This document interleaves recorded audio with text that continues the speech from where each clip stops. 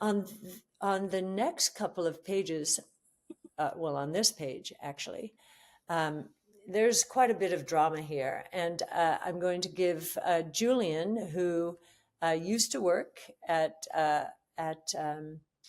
ARC, but is now working for one of our clients. He sent us this chart, and it is provocative. This is um, the ratio of the gold market cap to M2 and expressed in percentages. And what this is saying, given the rapid increase in the gold price during the past few years that we've seen, we wanted to assess, well, what does this metric look like relative to history? The tension in today's markets can be felt through shifts happening across gold, monetary expansion, and liquidity flows. These kinds of moves rarely exist in isolation. They often signal that deeper structural changes are underway, shaping how capital behaves and where investors feel safest placing their money. When those forces tighten, the system grows cautious and defensive. But when they unwind, the release can be dramatic, setting off powerful moves in assets that thrive on renewed liquidity. Bitcoin is positioned squarely inside that dynamic, which is why so many are watching what happens next with such anticipation. And then after that, we had the golden era for actually both stocks and bonds. We went through uh, a long period of disinflation, but especially the 80s and 90s were they were golden for the financial market. Sure, we had our corrections here and there, but the financial markets did very well during that period. This reflection points to how profoundly market conditions can shift once the heavy weight of inflation and monetary stress begins to fade. The financial world tends to respond strongly when uncertainty lifts, rewarding assets that benefit most from expanding liquidity and renewed confidence. Bitcoin fits neatly into that category, especially given how deeply intertwined it is with broader macro cycles. When these forces align, they can kick off long stretches of growth that redefine expectations.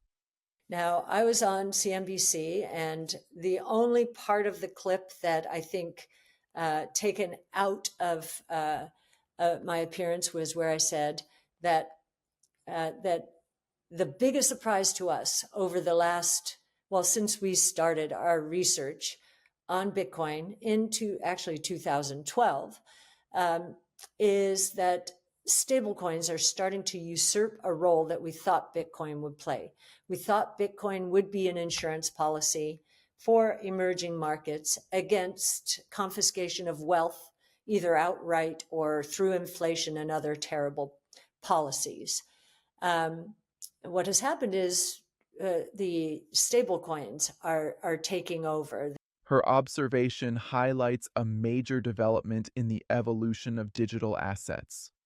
Stablecoins have become a crucial tool for people navigating unstable financial systems, offering a faster and more accessible form of protection than traditional alternatives. This shift doesn't diminish Bitcoin, but instead reshapes the ecosystem around it.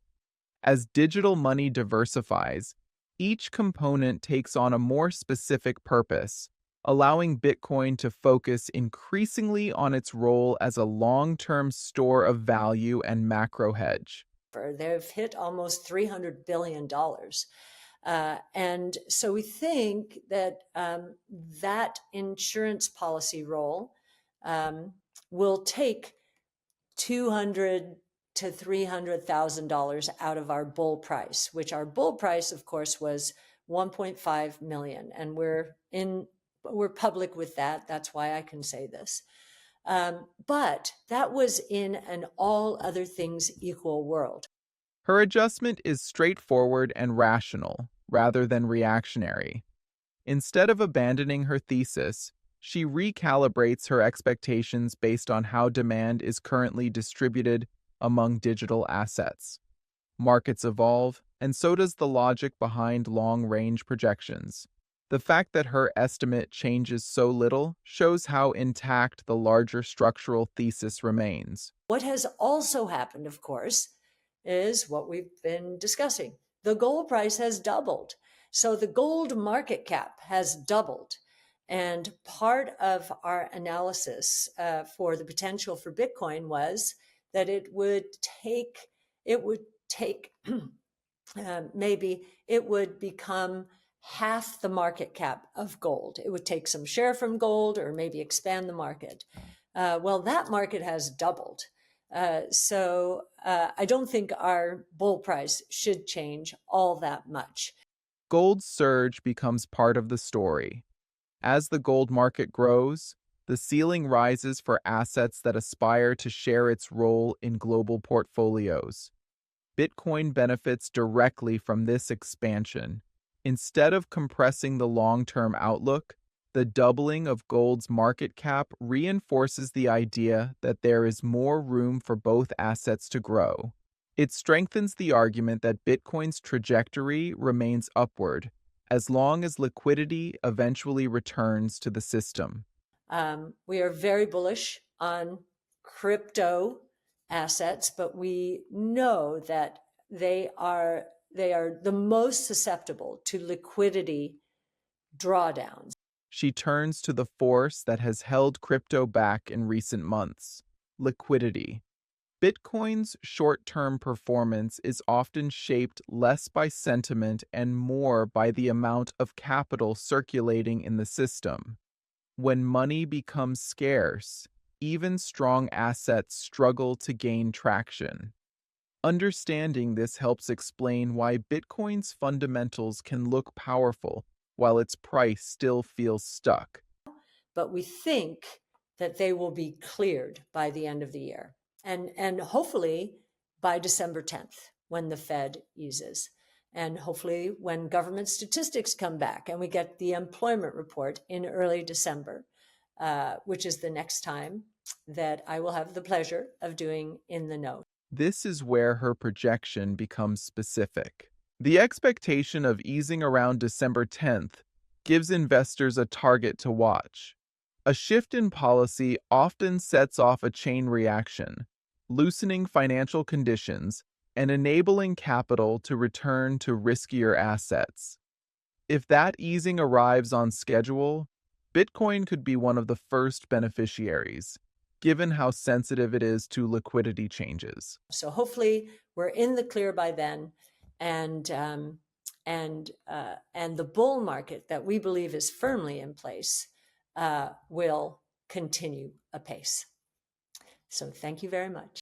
Her closing remarks reflect confidence that the broader cycle has already begun its upward trend. The market may feel paused or compressed, but she sees that as a temporary condition rather than a change in direction. When the pressure lifts, she expects the trend to reassert itself quickly.